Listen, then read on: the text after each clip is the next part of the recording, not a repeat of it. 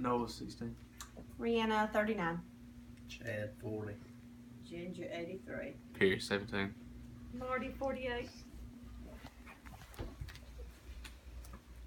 And I'm Allison and I'm 20. And today I'm going to be talking about is cheerleading a sport. So right here I have a graph of the percentages of people who call it a sport. And so it's 100 people did the survey. And for cheerleading, 38% of people think cheerleading is a sport compared to the highest, which is boxing, and 98% of people think that's a sport. And then compared to the lowest, which is poker, only 12 people think that's a sport. So cheerleading's kind of lower than in the middle. So is cheerleading a sport? Cheerleading meets the requirements for being a sport. To be a sport, you must be physical activity that involves propelling a mass through space or resistance of mass, competing against an opponent, rules that explicitly define the time, space, and purpose of the contest, and competition is a comparison of the relative skills of the participants. So that's 4 things you have to be a sport. So 1, physical activity. 2, competing against other components. 3, rules. And 4, competing in a higher level of competition. So with that being said, for physical activity, that would be stunning or tumbling for cheerleaders. Competing against components is competitions. And rules would be time, limit, mat size, and the score sheet. And then competition in higher level is nationals, says Varsity 2017. So cheerleaders get hurt just like any other sport, football, baseball, soccer, whatever you can think of. And most cheerleaders get sprains to the lower extremities, which is the lower part of your body. Some injuries are more life-threatening than others, depending on if it's a concussion or just like a break in your bone.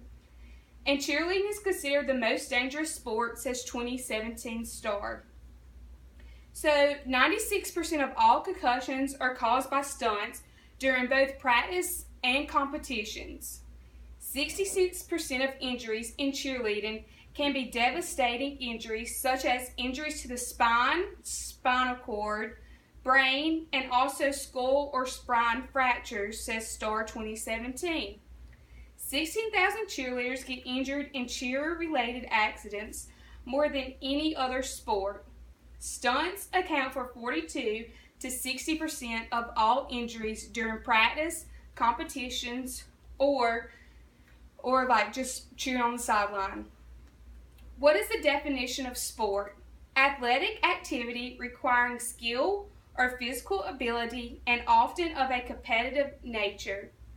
Any other sport can lose one player, but with cheerleading, if you miss one teammate, you can't practice or compete because that one teammate has a specific job to do. So if they have to stunt, they can't stunt because they're missing one teammate. Compared to baseball, you have extra players who can play somebody else's position.